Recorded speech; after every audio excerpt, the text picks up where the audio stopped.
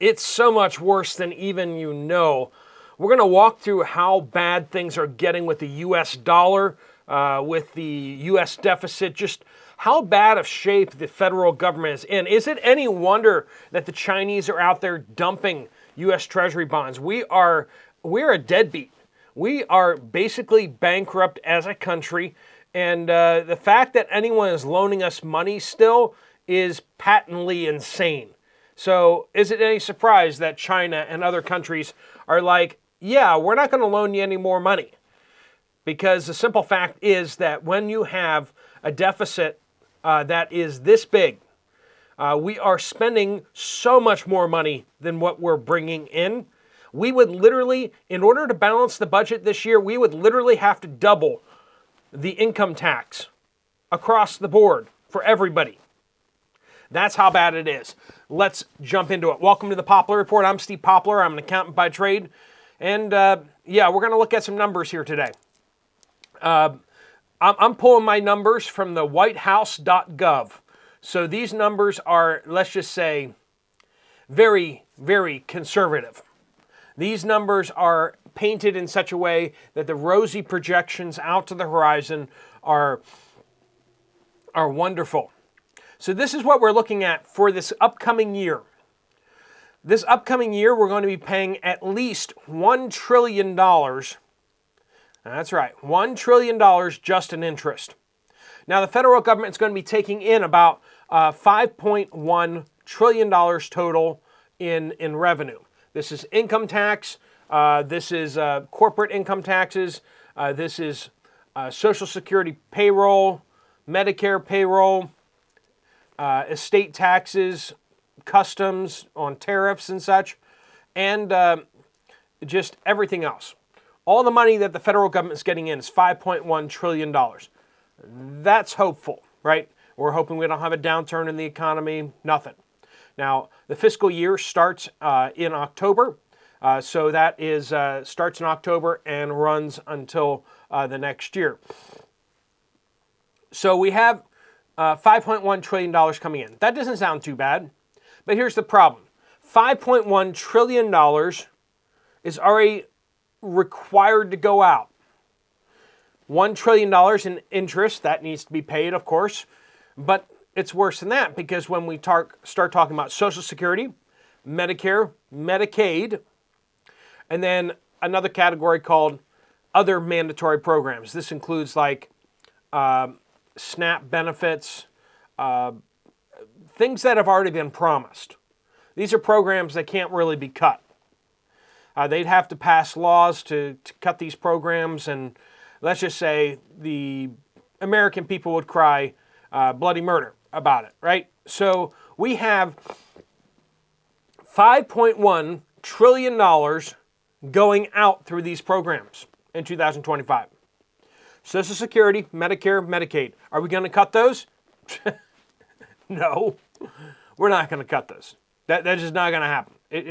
Politically, it cannot happen. We're talking about, before we talk about defense spending, before we start talking about non-defense spending, we're just talking about the mandatory things that we need to pay.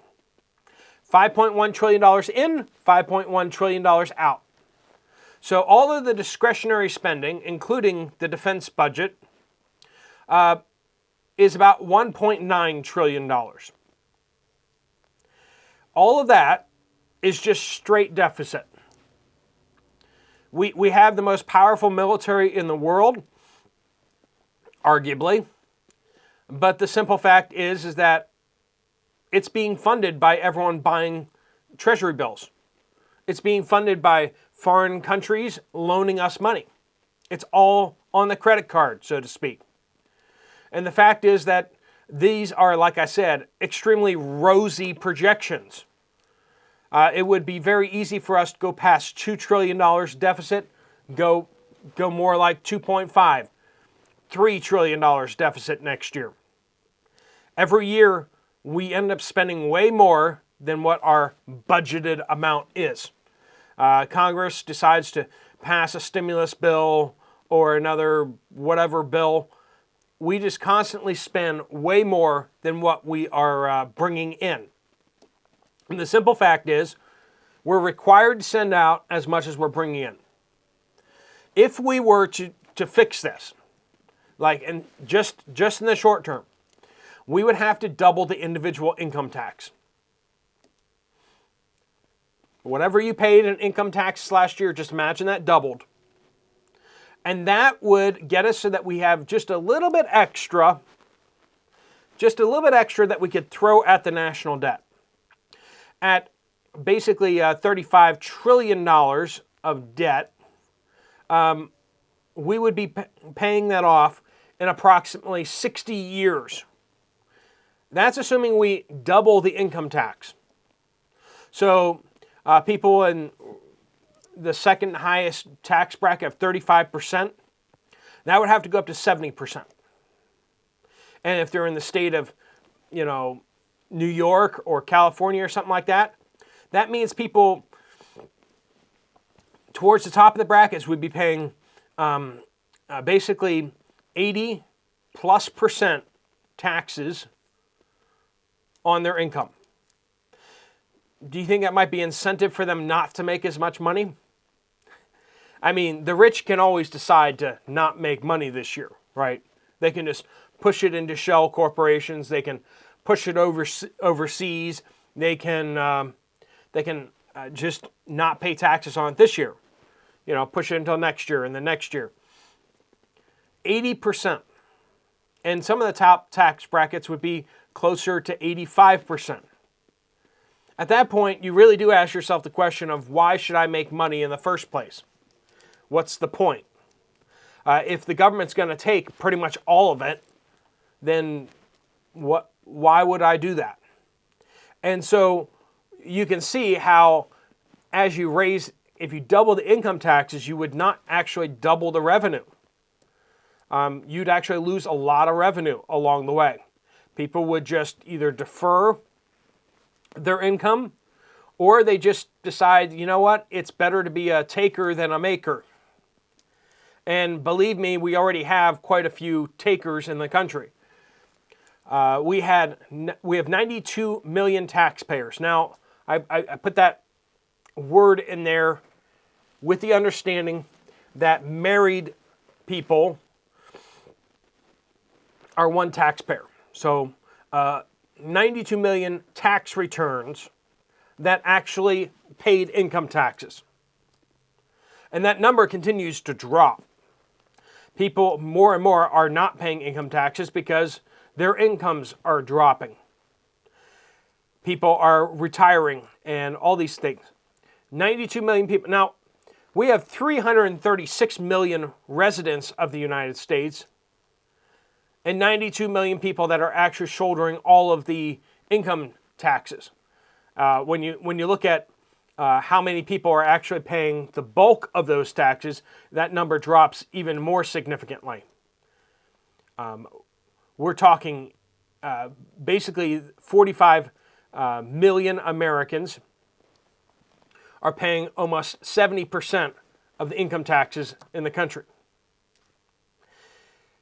All that to say, those people are the most likely to adjust their income based on taxes because they're already in the higher tax brackets. If they make another $1 million, they're not going to be able to keep very much of it. And so just imagine that, if you will. You're walking down the street and you see three people. One of them pays taxes. The other two don't. It's worse than that. You walk down the street, you see 10 people. Approximately 5 of them are either on Medicare or Medicaid. Half the people you walk past on the street in the United States are either on Medicare or Medicaid. Every 6 people you pass, one of them's not a citizen. We have 50 million non-citizens in our country. 1 out of every 6 people living in the United States was not born here, does not have U.S. citizenship. That's a pretty staggering number. Now, when they start talking about illegal immigrants and all that kind of stuff like that, there's so many word games that go in there because people who come across the border illegally are immediately given legal status. They're now allowed to work, and arguably, many of them are also being signed up to, in November. They're being given their papers so that they can be Democrats. That is happening out there. Anyone who says it's not happening is literally living under a rock. Well, they're not legally allowed to do that. Yeah, but they can do it. All they have to do is just sign a form saying that they're legal to do that. And if they get caught not doing that improperly, there's no consequence for them. And there's no mechanism to catch them. How many millions of Americans or millions of residents here are non-citizens, but yet they're going to be Democrats in November? That number is staggering. Show me a country in the world where 1 out of every 6 people is not a citizen of the country. That's like having a non-citizen class of people, of workers, and tell me down in the comments down below, does that number blow you away? 1 out of every 6 people in the U.S. not a citizen. The fact that $5.1 million of revenue that we're projected to have next year, that all of it is going on just Social Security, Medicare, Medicaid, and interest, and a few other little programs that are required to remain operating by law. That all of the defense spending, all of the black ops spending for the CIA, NSA, all that, State Department, operator embassies around the world, everything, the Postal Service, everything like that, that's all not included in the $5.1 trillion that comes in, and it has to go right back out. And Social Security is just going to be ballooning as we go forward in the next couple of years. Social Security, so this mandatory programs, including interest, was about $2.5 trillion 10 years ago. Now it's $5.1 trillion. Based on that rough projection, if we double that again in the next 10 years,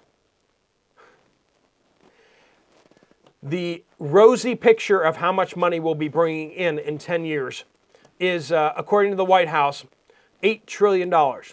So we'll basically have a $2 trillion deficit in 10 years with just Social Security, and that's assuming interest doesn't go up at all, which it's continuing to go up.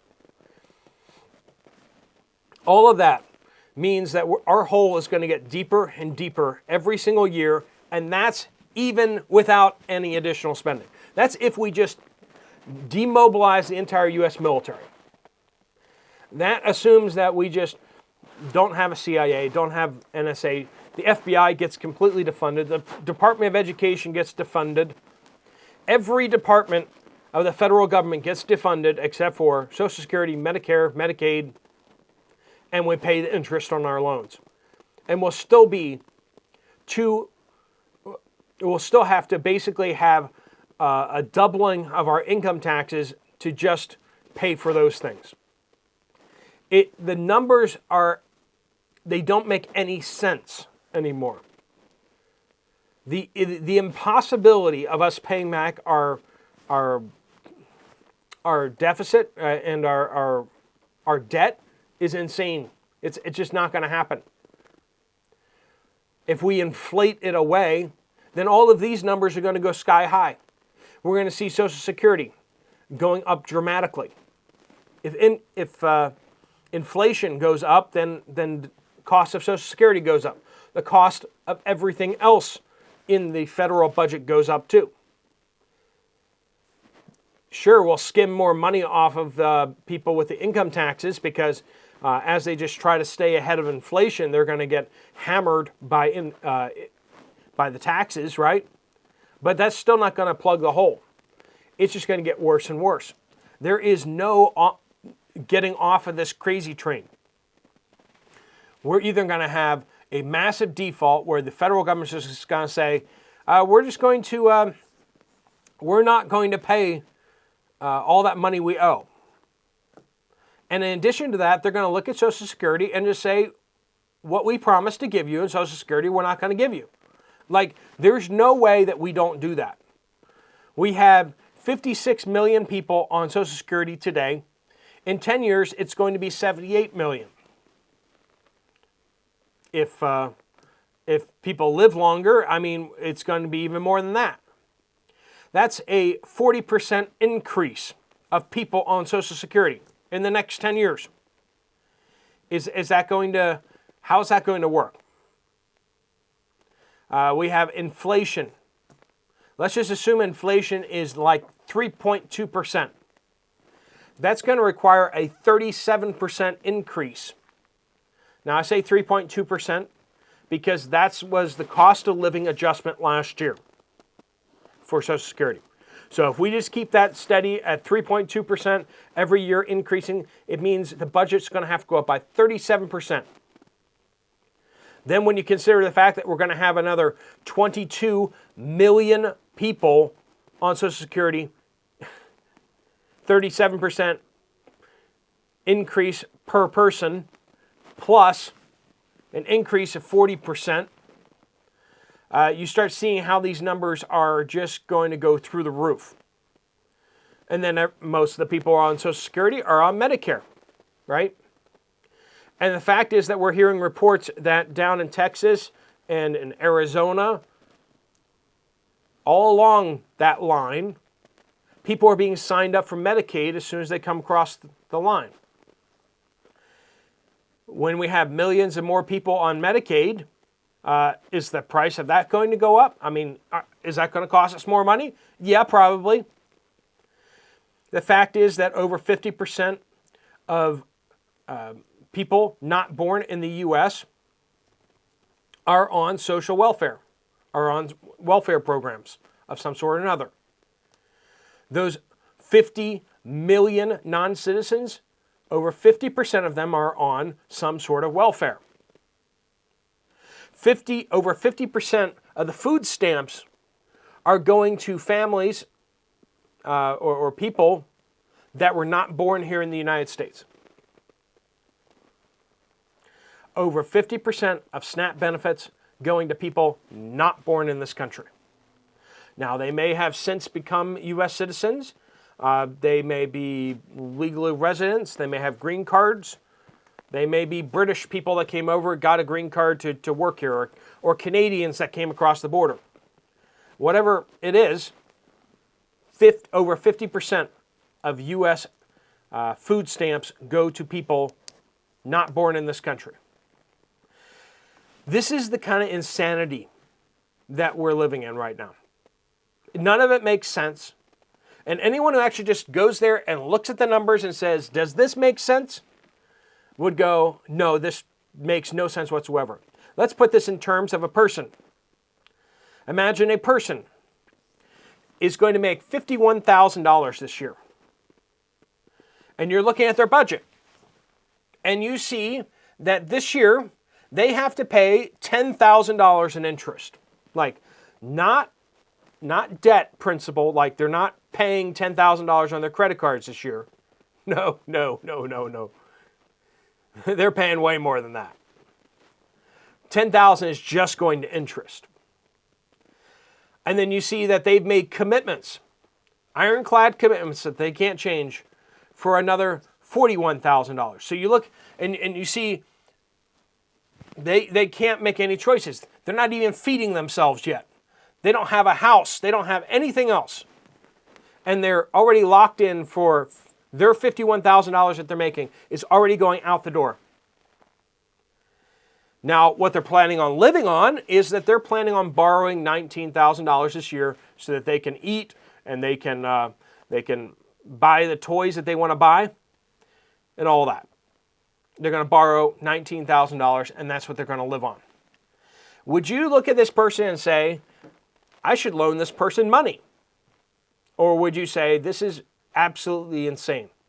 And you look at him and you're saying, how are you only paying how are you only paying $10,000 of interest? And they say, well, I'm borrowing money at 2%. And you just there like, that's insane. You know, nobody can get 2% right now. And they're like, yeah, well, I got some good deals on some loans and stuff like that. But every year, this is going up. My interest rates are going up. And if they had to pay 4% interest on their loans, that would be $20,000 out of their $51,000. Does this sound like a person that can pay back their bills? No, absolutely not. You would look at a person and say, this is absolutely insane. They needed to declare bankruptcy last year. But yet we look at the federal government and go like, it's not too bad. Everybody knows there's a problem, but nobody understands how bad the problem is. And the fact that nobody in Washington, D.C. is willing to touch this with a 50-foot pole should tell you that nothing is going to change anytime soon. What happens if we get into a war? We're going to have to double that defense budget at least. At least. That's like a small war. If we want to have another Afghanistan, that will double our defense budget. But if we want to have a major war with China, we'd have to 10x our spending. Where are we going to borrow all that money from? We're not going to be able to. That's a simple fact. China could just declare war on us and just wait for us to collapse. They wouldn't have to do anything. They just have to declare war, and then Washington, D.C. would start spending a whole bunch more money, and then the United States would just collapse. We are completely overextended in every shape and every form. Let me know down in the comments what you guys think. Were any of the things I just covered news to you, or things that just sound a little crazy? All right, friends, thanks so much for watching. If you want to check out another video from this channel, there's one right up here. I'll see you over there, or I'll see you guys later. Steve Poplar of the Poplar Report out.